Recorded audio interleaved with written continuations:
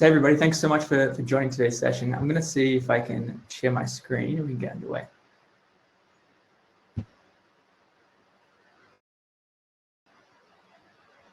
Not that screen. Let's try that again.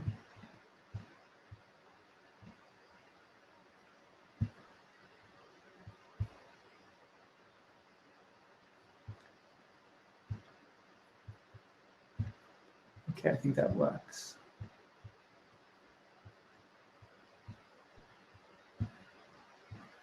So I can see your screen. Perfect. Do a quick slide check. Yeah, all right, cool, we're working.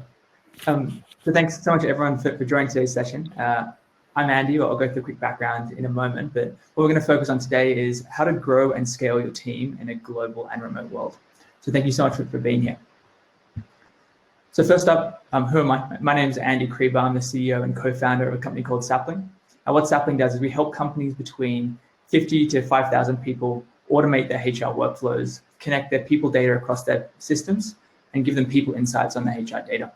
So we're a B2B software company, if that wasn't clear. We're roughly 50 team members spread across a number of locations, including Vancouver, Canada. We have a few hundred customers, started about 3 years ago.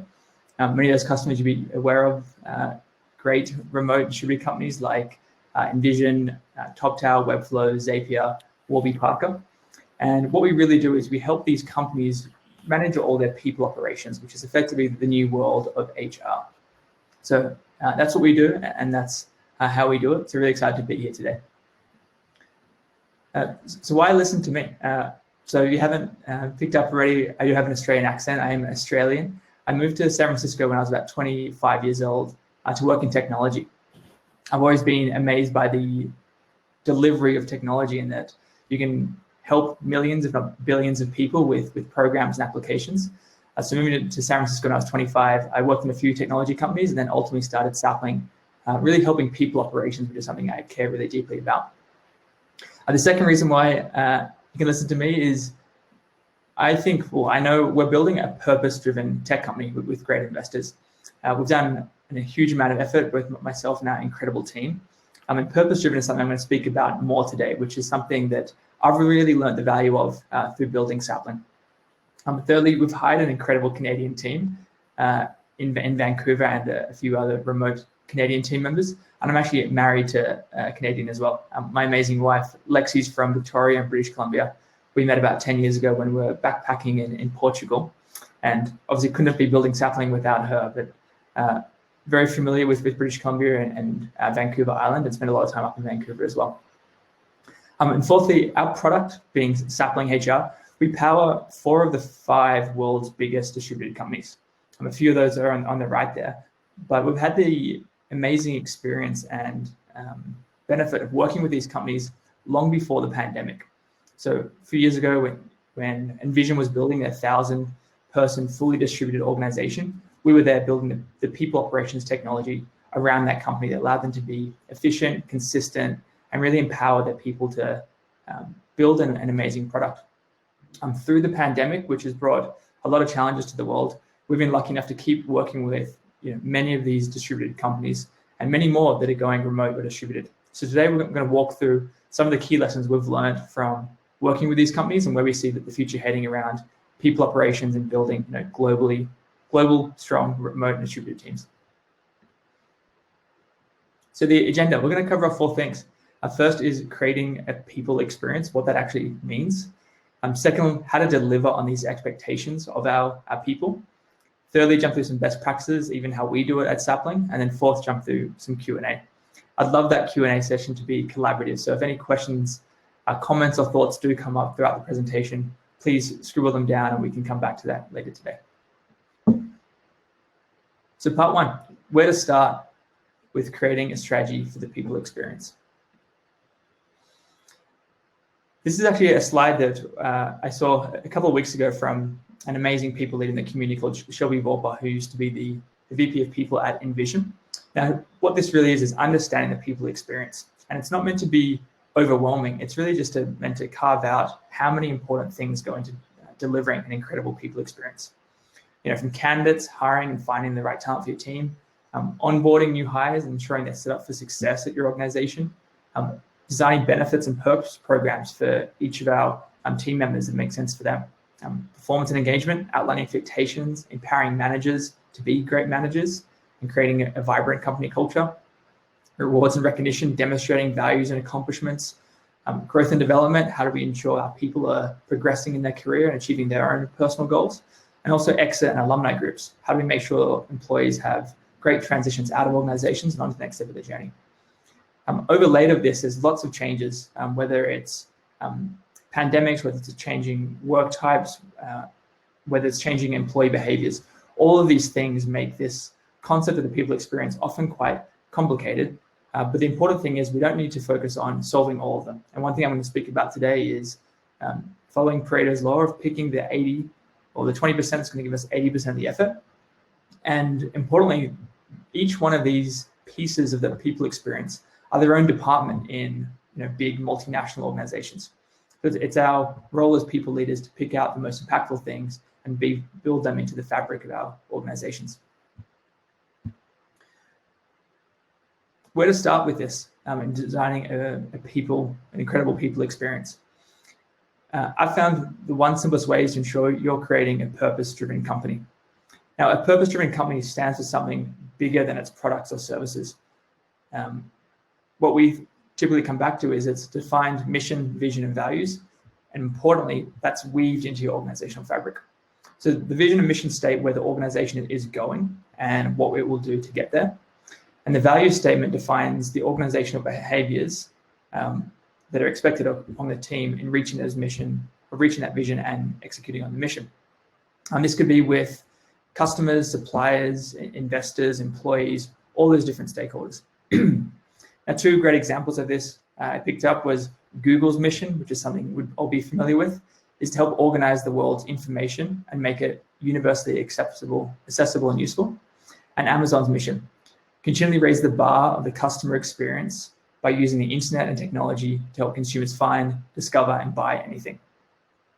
One thing we've learned from working with the best global and remote companies is they have this purpose and being purpose-driven, and they've really buttoned up on this. And often when companies go global, remote, or distributed, a lot of those interactions that you expect to happen in the office, alignment of the mission, uplifting our values, can or do all go digital and can often fall into disrepair. One thing that the people teams of these global and remote companies we work with are incredibly focused on this. And it often goes behind the scenes. It's not something that they'll be writing blog posts about, but the people teams of these organizations really do focus on this. They often say that simplicity is at the very far side of complex, and this stuff is not easy. Really designing a mission, vision, and values organizations is time consuming, but it's well worth the effort. Lastly, there's a disconnect here. 79% of business leaders believe the purpose is central to their success. So this is common wisdom, but less than 50% of employees know what their organization stands for. So leaders understand it's important, but employees are lost and confused some of the time. So a case study of a company that does it really well is one of our customers, Webflow.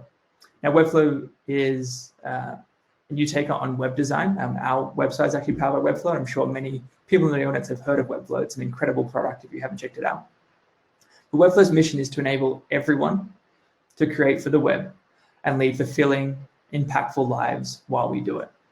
So there's a few things I want to highlight there. It's enable everyone to create for the web and lead fulfilling, impactful lives while they do it. So looking under the hood of the people team at Webflow, who we've been lucky enough to work with for many years now, they bring a rubric to all of their decisions they make as a people team, aligned with their mission, which is, does this serve our global team? We spoke about the missions for everyone. Well, is it serving our global team being a fully distributed and remote team?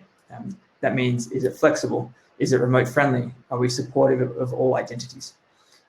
Second question they ask, will this help our team lead fulfilling and impactful lives, professionally and personally? And thirdly, will this drive systemic improvements? Can it be automated? It's also one of the reasons they've invested in Sapling, but automation drives its self-reinforcing loops, which is something we're going to come back today in later parts of the presentation. but this importance of automating things that can be automated to really drive that purpose throughout the company. So what's a fast way to do this? One thing I've learned is getting the right leaders in place is half the battle. First who, then what? This is a concept developed in the book Good to Great by Jim Collins. And the goal is that those who build great organizations make sure they have the right people on the bus and the right people in the right seats before they know where the bus is going.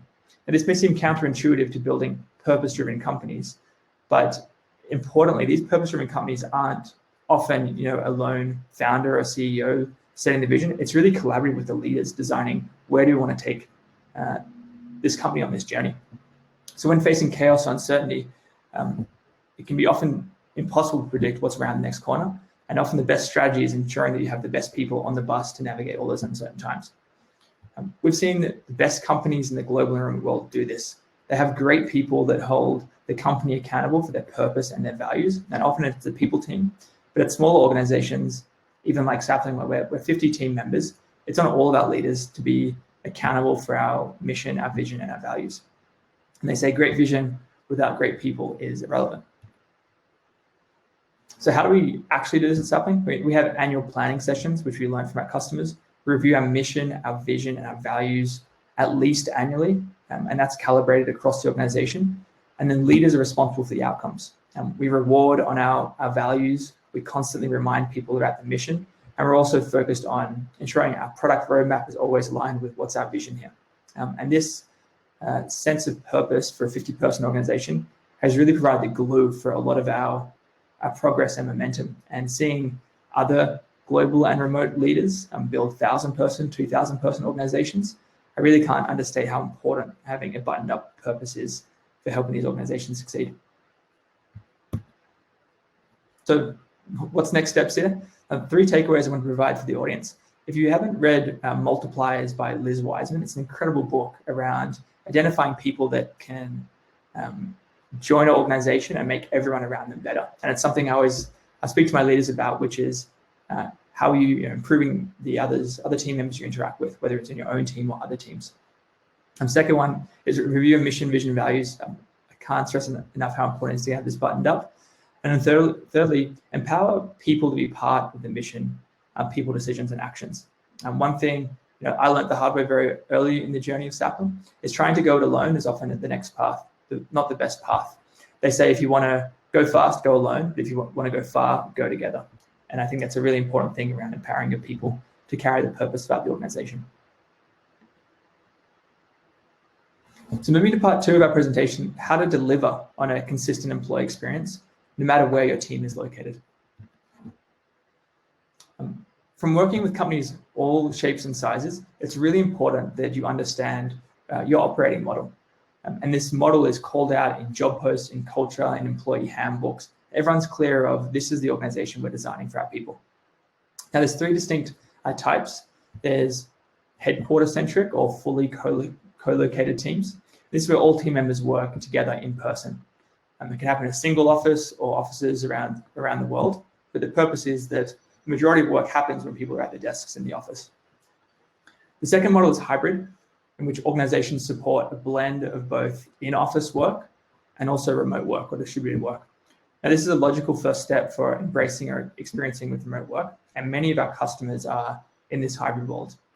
Sapling ourselves was in a hybrid model earlier this year before going fully distributed around March or April. And it's a very common model, one we're seeing even more in the market today. And the third operating model is one thing we're definitely seeing in the market today, which is fully distributed. This is where all employees work independently from the location that they're choosing. There's no definitive headquarters or office from which employees can work. This fully distributed model has really been pioneered by a great company called GitLab, which have done an incredible thing for a lot of the people community, I guess the business building technology community, in that they've open sourced a lot of their incredible materials. If you haven't seen it, the GitLab Resources Lab, I think it's called, has a wealth of this content, many of which you can repurpose for your own organization with a few quick edits. It's something that we've relied on heavily at Sapling. So once you understand your operating model, it's really important to know, well, what are the advantages and the challenges that we have with this model? So in a HQ-centric or co-located world, the best thing is the employee experience can be consistent. Everyone's coming to the same environment, getting the same snacks, having the same all-hands meetings, having the same time zones, etc. And communication and collaboration facilitated by proximity. It just happens, which is great. The challenge of this is your talent pool, which you need to build incredible companies, is limited by geography. It can often be a struggle to find work-life balance with commutes and other responsibilities going along at your home and professional life. And office instructions compete over productivity. The sales machine often wants to have energy, excitement, noise, music, whatever it may be, where often the engineering department may want peace, quiet, noise-free environments to really focus on the deep work that often software engineering or other creative pursuits require. And managing those two is really tough. On a hybrid model, the advantage of this is it expands your talent pool. You have access to a lot more people outside of your geographic location. And employees can enjoy more flexibility from working remotely or working with teammates in the office or sometimes traveling. The challenge with hybrid is, and this challenge should not be underestimated, maintaining two distinct but equitable employee experiences. Do remote team members have the same career development path as members that sit in the office, perhaps with leaders of the organization? This is really challenging. And one thing that we've faced as well at Sapling, in that we always had many remote team members, and if we had a happy hour on a Friday afternoon, how are we empowering or providing an equitable thing for our remote team members that perhaps can't be there? And how do we make sure they feel included and part of those sorts of activities? Second challenge with hybrid is the risk of remote workers feeling left out, which ties well to the point I just mentioned. And thirdly, remote workers have less opportunity for career advancement. So sitting with those leaders, having chats with the water coolers, doing those live face-to-face interactions can often go a long way in people's reputation at the organization. So it's really important we stay focused that remote team members have the same opportunities. On the operating model for fully distributed organizations, the biggest advantage is the talent, brand, and recruiting strategies. So because you're addressing a global market often, and maybe remote in single locations, but a global talent pool, really aligning the crispness of your messaging and the benefits, it's a lot easier because you're only focusing on one model. Employees and companies have increased productivity, less commute times, less distractions, less and what have you. And it's really important that people can focus more, but we'll see a challenge for that in a moment. And last in the fully distributed advantage model is there's fewer overhead costs like real estate or other resources. So Sapling SF had an office which we gave up in April, pending the pandemic, and we're looking forward to getting that back up and running hopefully early next year. But that does save us costs, which allows us to invest more in building out our company, which is something which shouldn't be taken for granted. On the challenges, definitely for a fully distributed organization, there needs to be increased focus on communication and collaboration. The concept of purpose-driven companies, it's even harder when everyone's distributed, because often the only time you have group interactions is all hands. So making sure they're on time, concise, well-messaged is really important.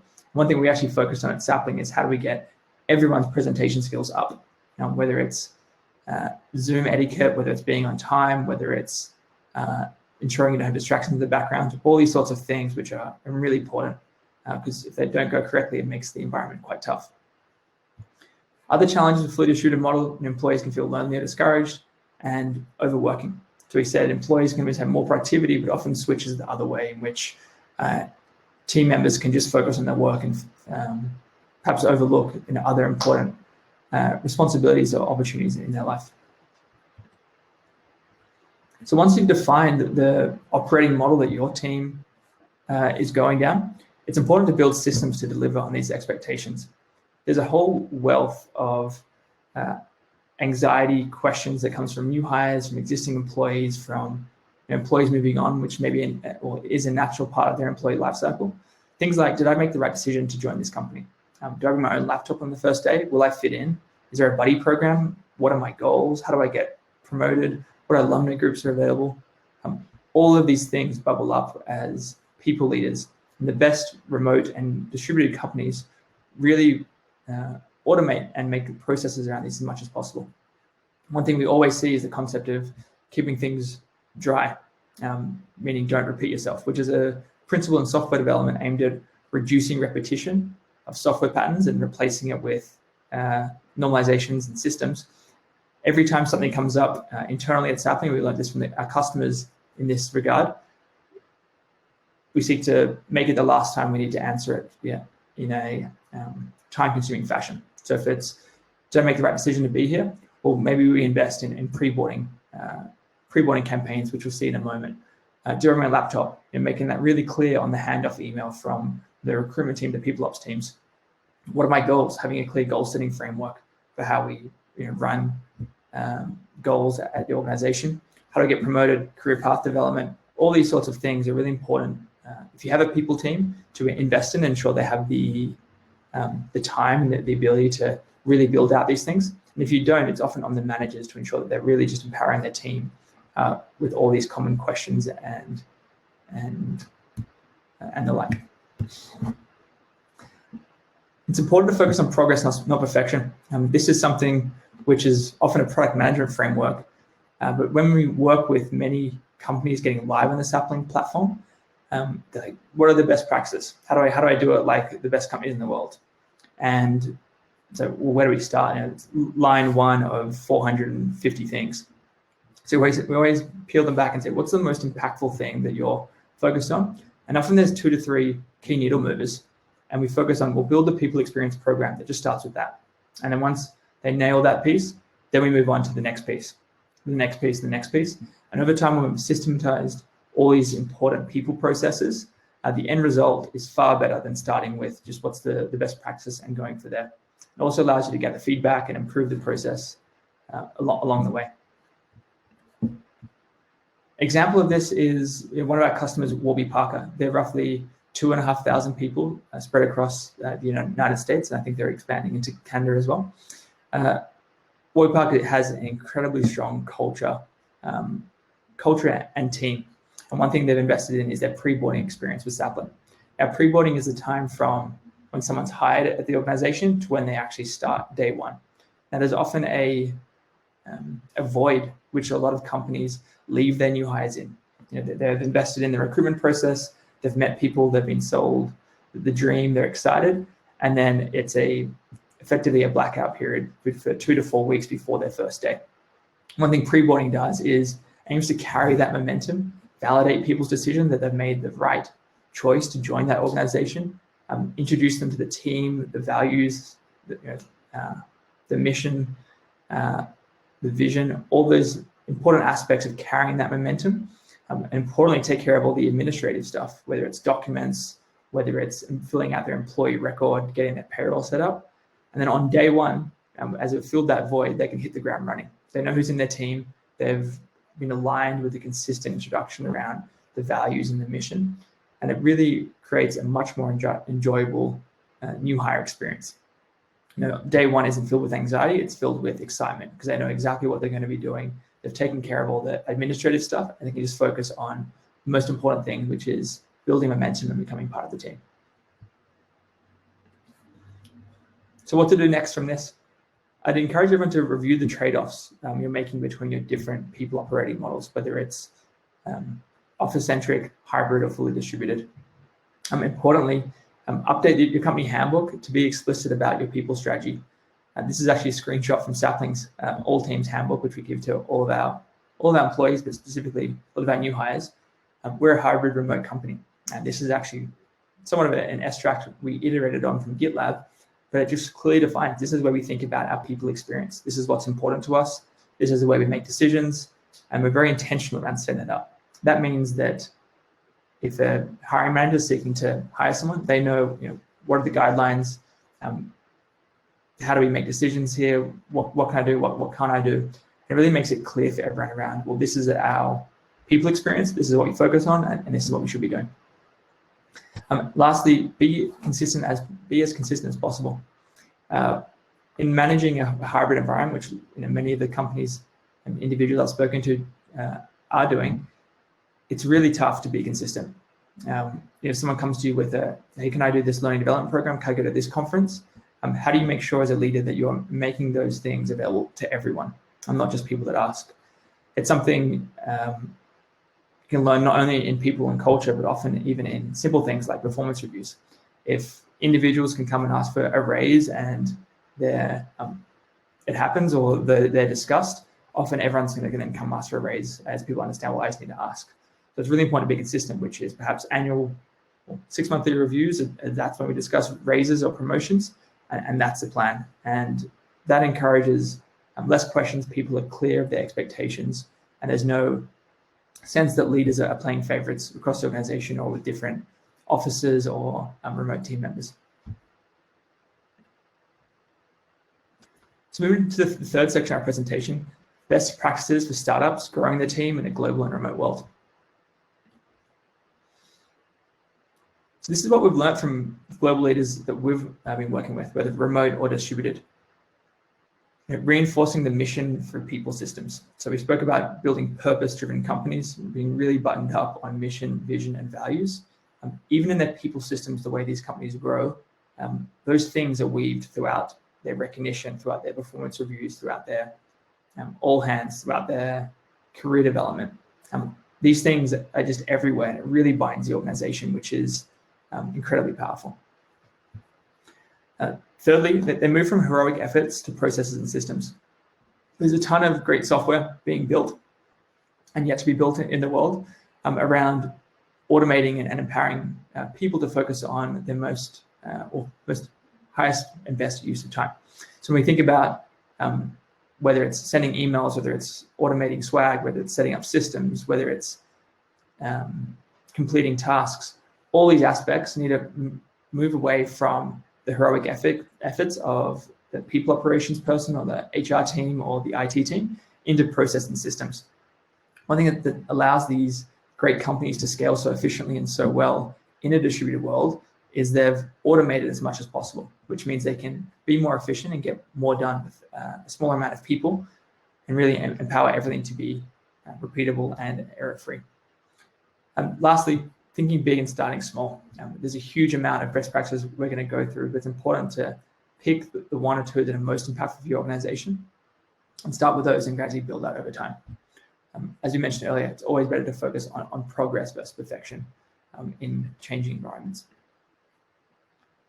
So a simple framework for improving your people experiences, there's 4 which come to mind. Rituals, L&D, recognition, and benefits. So what are rituals? Rituals are instilling a sense of shared purpose and experience. Learning and development is around retaining top talent and improving productivity. Recognition is around confirming people's work is valued and seen by others. And fourth is benefits, non-monetary offerings to your team members to empower them to be their best self. Now, we won't have time to go through all of these today, but one thing which we've learned a lot from distributed and remote leaders around the world is rituals, which is instilling a shared sense of purpose and experience. Let's go through them. Things we've incorporated at Sapling. So we have 4 key rituals, which I'm incredibly proud of and have really done a great thing for the organization in going from a hybrid team to a fully distributed team and bringing that shared sense of purpose and experience. First one is gratitude, which is a 15-minute call led by the leadership team or a member of the leadership team each Monday. And we make use of Zoom breakout rooms, which we'll go through in a moment. And everyone just comes, shares about their weekend and what they're grateful for. And it really starts the week off on an energetic note. We had ours this morning at 8:45 and got to interact with a few team members that I didn't see in the last couple of weeks, digitally that is. And it's really a great way to start the week and get everyone positive, excited, and moving forward. Wednesday boosts. These are 30-minute calls we have every Wednesday. It's a shorter format and it's focused to boost the mood. Now, we actually took this from a great company called 15Five, which is, I think, headquartered out of San Francisco, but very much a distributed company, I believe. And they use Boost for Wednesday. We say that's an incredible idea. So every Wednesday, a different team member from the organization comes in and presents a mini workshop update led by their team. It may be around customer success, which is incredibly important for us as a B2B company. It may be around our finance functions and giving our operations and our finance manager team the ability to share all the key systems that they're doing behind the scenes. Recognition. There's a great application we use called Hey Taco, which allows you to tie, or for to keep recognition within Slack, as we're on Slack, but importantly, we tie recognition to our company values, which is often a missing piece. Whether it's great job, Mark, or great job, Mark, for uplifting our company value of building trust in every interaction, which is one of Sapling's values. Really important to constantly weave those values and recognition throughout the organization. The winner each month, and the winner being the individual that gets the most tacos, we actually give it an Amazon gift card or a donation to the charity of their choice. And the fourth ritual that we're really proud of at Sapling is #life. So we changed the default #random to #life in our Slack account. And this is where we encourage everyone to share updates about their life. The fun things, the not so fun things, the challenges, the opportunities, obviously all in a professional sense, but it really gives people that sense of shared experience and purpose, which is especially important in distributed and remote environments. So what did it actually look like? This is Gratitude Mondays. This is actually an older photo, but everyone dials in at 8:45 Pacific, and we have team members all around the world that make this. We split it into breakout rooms. So let's say we have a turnout of 40 team members. We may break it up into 10 different breakout rooms. So there's 4 different team members per room. It's fully randomized, so you never know who you're going to be chatting with. And for 15 minutes, we just go around and share what we're incredibly grateful for and some highlights from the weekend. Team members that can't make it, we always encourage them to post in #life, whether it's a photo or video or something of their life, but really building that shared experience across the organization. Wednesday boosts. Actually, I'll jump to Wednesday boosts is this one. This is actually a screenshot from our Google Sheet tracker. So we basically have mapped out every Wednesday between now and the end of the year, and people volunteer around, I'd love to present on X. Leaders can present on different things. We bring a strong focus on encouraging individual contributors and non-leadership team members with the opportunity to present, and both to challenge themselves, to get them visibility across the organization, but importantly to share what they're working on, both to be seen and also to have their impact shown to the organization. So we have a lot of team members that always encourage them to take the tough step, which is often getting up in front of a big organization and presenting something you're extremely proud of and passionate about. But it's a great opportunity, which we always encourage our team members to make sure they're taking advantage of those opportunities.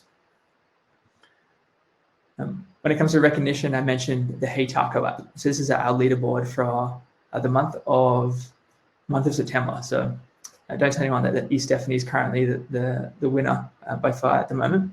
But this is where we share all those tacos. So anyone go to the #wins channel and say, shout out to Stephanie for building trust in every interaction, one of our Sapling values, and share 5 or 6 tacos, whatever it may be. And those tacos then added up by the application Hey Taco, and it gives you a leaderboard. What I'm so incredibly proud of for our Hey Taco usage is we've got lots of different teams, lots of different departments, lots of different locations. And it's always incredible to see when everyone's a winner on that leaderboard, but when the person that takes home the most tacos for the month, if they're really being recognized across the organization. It's not just everyone in the sales team highlighting that one deal because that sales individual closed that new customer that welcomed them to the Sapling platform, but it's that bug that got fixed by engineering, which helped the CS team, the sales team and the product team, or whether it's that that renewal that we welcomed another customer back to Sapling for the 3rd year after a long fought discussion, whatever it may be. But the cross team collaboration is something which really goes a long way.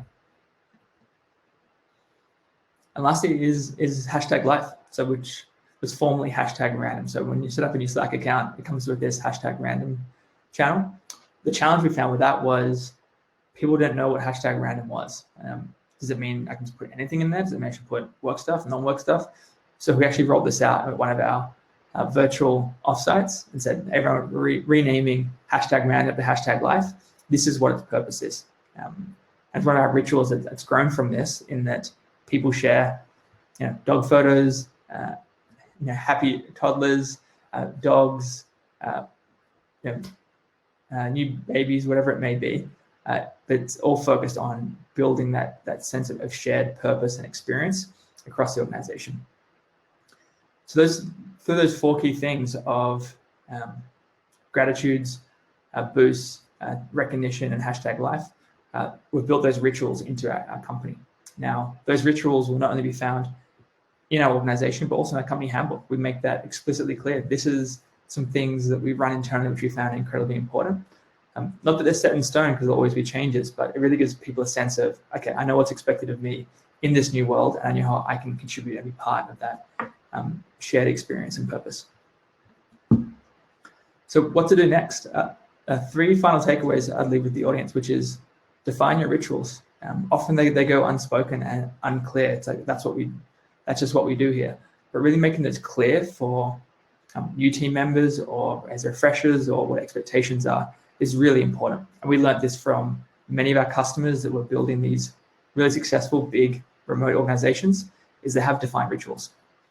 The second one is build a process and then have them continually reinforced through that shared sense of purpose. Whether it's rewarding for company values, whether it's highlighting the mission, whether it's speaking about the vision to customers, whatever it may be, just ensure that sense of shared purpose is weaved into the organization. So they become self-reinforcing loops and they just get stronger and stronger. And the third one is don't be afraid to change them. Some rituals may grow old, may no longer serve the purpose, and that's totally okay to change, iterate, or deprecate these things. But as long as it's clear to the organization and team members understand how they can contribute to that shared sense of purpose, it is the most important thing. So that's everything I wanted to cover off in that session. I hope it was tremendously helpful. I'd love to pass now to any questions from the audience.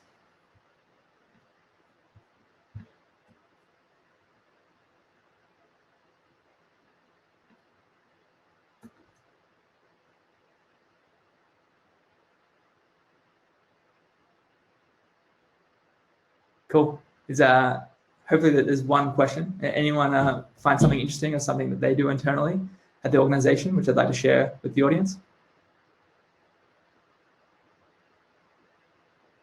Great. Question from Peter. How do you handle and/or maximize the benefits of different cultures in the workspace? For example, high ambiguity or low ambiguity cultures, high power distance, low power distance.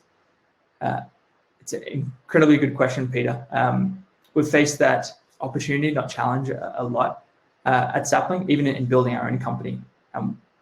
What came to mind when you mentioned that, which is high ambiguity, low ambiguity cultures. I think a lot about the different team cultures we build, whether it's the degree of ambiguity or not, whether it's the sales team, the customer success team, our engineering team. They're all different teams with different cultures. I would say what binds all our teams together is that shared sense of purpose, and everyone participates in the company rituals. But it's important not to expect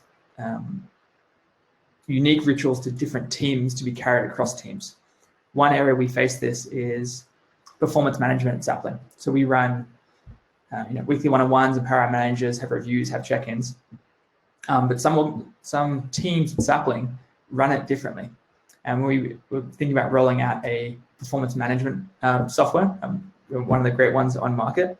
We rolled it out with one team, then the second team, and they said, let's roll out with engineering. And our engineering leader, Ramesh, said, I don't know if that's going to work for us. That's not really the way we work.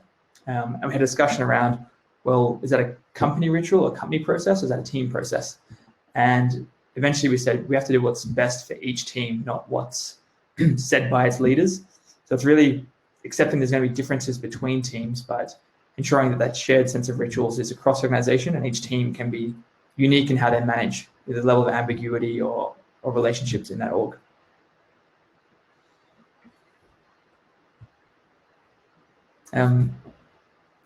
Thanks, Paulina. Question, what are your best practices when leading teams across many time zones?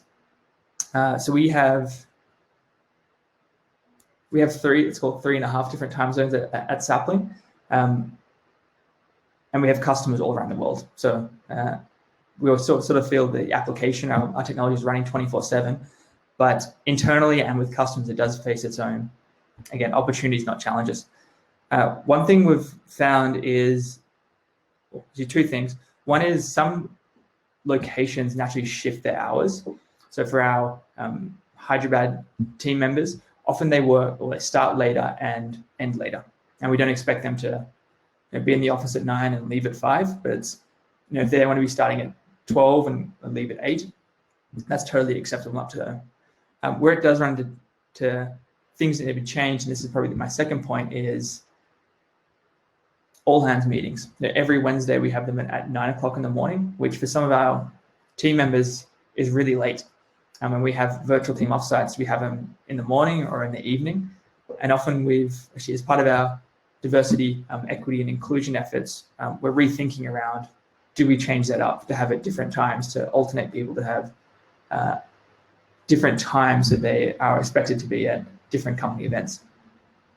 When it comes to our customers and how we manage those responsibilities, we do have different team members starting at different times of the day to help them out. So whether it's working with the European time or the United Kingdom time zone or the East Coast of America time zone, that's sort of served by our customer success team members, which are probably all based in PST or West Coast, but they generally shuffle their hours to make sure we have coverage of the broader world, and ensuring our customers can be super successful with that product. That concept, so Jasmine came in here with another question. Thanks so much for jumping in, Jasmine. I like the second point you added. How do you ensure people feel connected to the team, and how do you enable them to collaborate?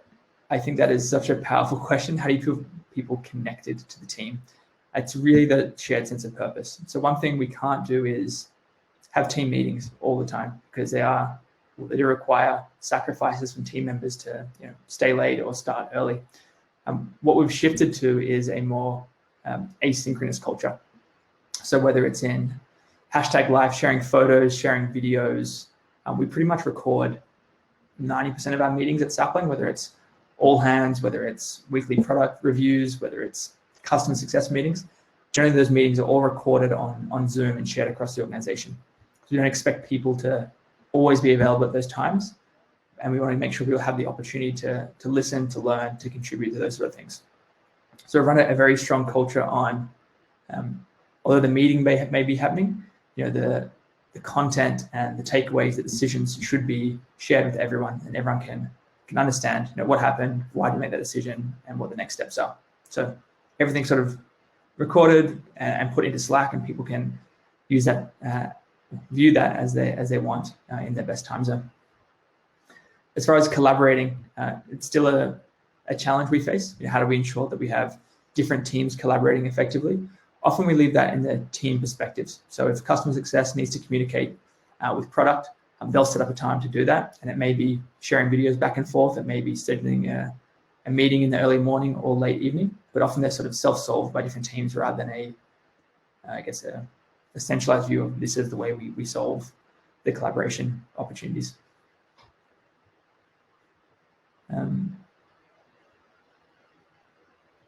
Next one from Sabian. I hope I pronounced your name correctly there. Apologies if I didn't. How do you overcome political individuals and be open with your suspicions while keeping positivity with everyone discussing it when you're not always available to answer their concerns? This actually, what comes to mind in this question is overly political individuals. I think one thing we've done incredibly well at Sapling is hired to our values. I think political individuals would generally get picked up around in the interview process or the hiring process, and generally wouldn't be part of the team if it was overly political in a sense of a detriment to the way we want to be building the organization. Often when that does happen, and as organizations have always opportunities to improve, one thing I'm really focused on is not triangulating.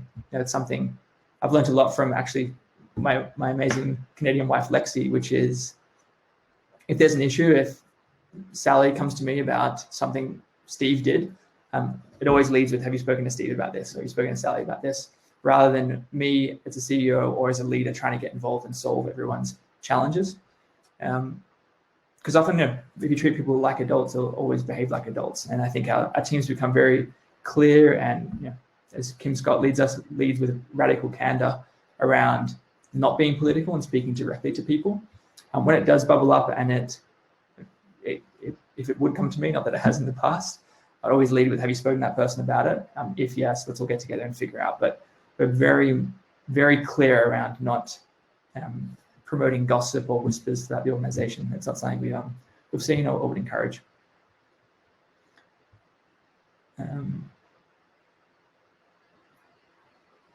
This one's from Alyssa. How do you establish culture when making a first hire? It's a great question. We're a team of, myself and my co-founder started the company. Our first hire was a remote individual, which, I'm trying to think back to the days. I think the culture grew organically. I think both myself and my co-founder, Bart, were both Australian, both had a shared sense of culture. But the culture changes every new hire, especially in those early days. The impact of team number 5 on a team of 4 was big. And it's in fact 20% of the organization is now new, having their own culture. And it really got calibrated in the early years around what the norms are. And often that meant a lot of the times we were reassessing our values, our mission, our vision, really calibrating it. Probably when we got to 15 to 20 to 25 great team members, that's when it sort of started to solidify the culture. And it was much harder to make systematic changes because every new team member or every individual team member was a very small piece of the organization. So I'd say the first 5 hires, 10 hires are absolutely critical in calibrating that direction of the culture. But over time, it's important that that culture is calibrated, but also maintained and iterated on and improved where possible. But I'd be very, very focused on ensuring those first few hires are really the part of the culture that you want to be building as an organization. Cool. A couple more questions here. This one's from America. To build an onboarding process, if you're a very small team of 5 to 8 people, what are your opinion on the main processes you must have in place for someone joins? Team, buddy, handbooks, Zoom intros. Great question. The biggest, I'd say that there's fundamentals, which is make sure they have a laptop and can do work. It still pains me to see some of our customers that, for some of our team members, even internally, where they don't get Salesforce until day 3 or day 2, which is so incredibly painful as a leader, knowing that we're meant to be really good at this stuff, and if someone can't get the tools that they need to be successful in their role, it's a deal breaker. So I'd say fundamentals, laptop, software license, everything they need to be successful. One thing we've learned through building our team of 50 is have their first week incredibly structured. As in, we go into their calendar before they've arrived and map out exactly what they're going to be doing at pretty much each hour of the first week, whether it's 2 hours, general onboarding time, 1 hour meeting with this person, 1 hour meeting with this person. And they come in their first week, they look at their calendar, and they know exactly what's expected of them. A highly structured calendar, even when it's just 2 hours of free time, really gives them clear understanding of what they should be doing. Because often there's a lot of anxiety in the first week. Am I going to fit in? Will I have a buddy? Are people going to like me? All these sorts of things that can come from a new hire anxiety. So I'd say take care of the fundamentals and build a really structured week. And maybe my third point is don't expect too much of them. The most important thing they get from their first week is social cohesion, that they interact with the people, they have the conversations, they share the jokes, whatever it may be. We don't expect our new hires to be achieving goals until well beyond week 1. Let's put it that way. So it's really important that they know that as well, that they don't need to come in and start writing blog posts. They just need to come in and have the conversations, learn, absorb, and get ready for contributing later. Well, next one's from Daniel. As a natural progression to Alyssa's question, do you have time, and do you have time, for growing smaller teams, newer businesses, 5 to 10 people? What do you think the essential practices in place for culture and organization? Essential practices. So Empowering managers is something which can be tough, especially at scale. If you're at 5 to 10 people, I expect there's probably 2 to 3 managers in that organization, and I assume you might be one of them. I believe as long as you have empowered and aligned managers, it really breeds the culture that you want to be creating. So what I mean by that is whether it's weekly one-on-one meetings, whether it's 3-month reviews, whether it's these types of recognition, I just really focus on ensuring that the managers are uplifting and living the behaviors that you want to be building in your culture, because often they'll be a great conduit into the broader organization. So it's, as I said, one-on-ones or performance reviews or even monthly all hands, whatever it may be, but some sort of systematized processes which builds on itself. Often with a team of 5 to 10 people, there's maybe one CEO, one founder that's leading a lot through heroic efforts. But one thing that I learned from building an incredible team is the more you can empower others to be part of that change you want to seek or be part of that culture you want to build, and just focus on them is the most impactful way that I've learned to do it so far.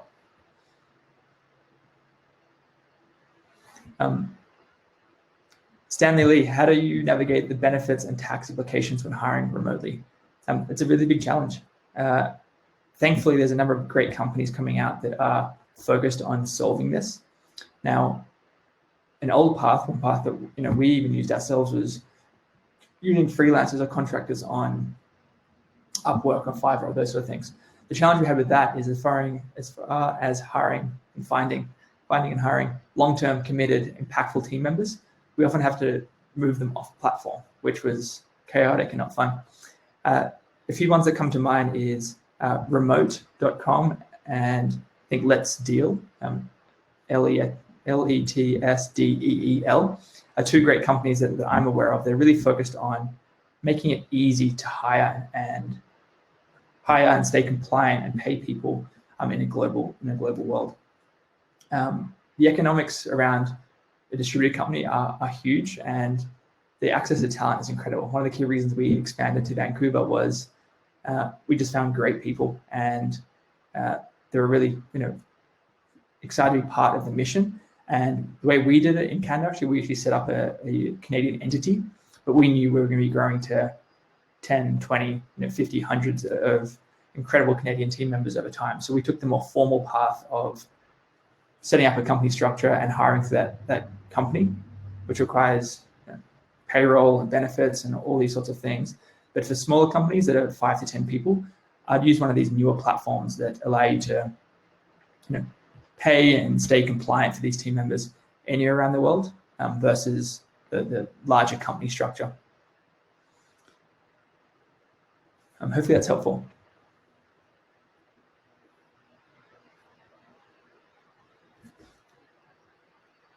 Cool. Daniel, you mentioned thank you very much. Very, very happy to help. This has been fun. If anyone has any questions, we have a booth here today. I'd love to answer them. I'm also available at andy@trysapling.com if you liked any materials or if you want the slide deck or want any of our guides or handbooks, the way we do things. We'd love to be a resource for you. So feel free to send me an email. I can get back to you.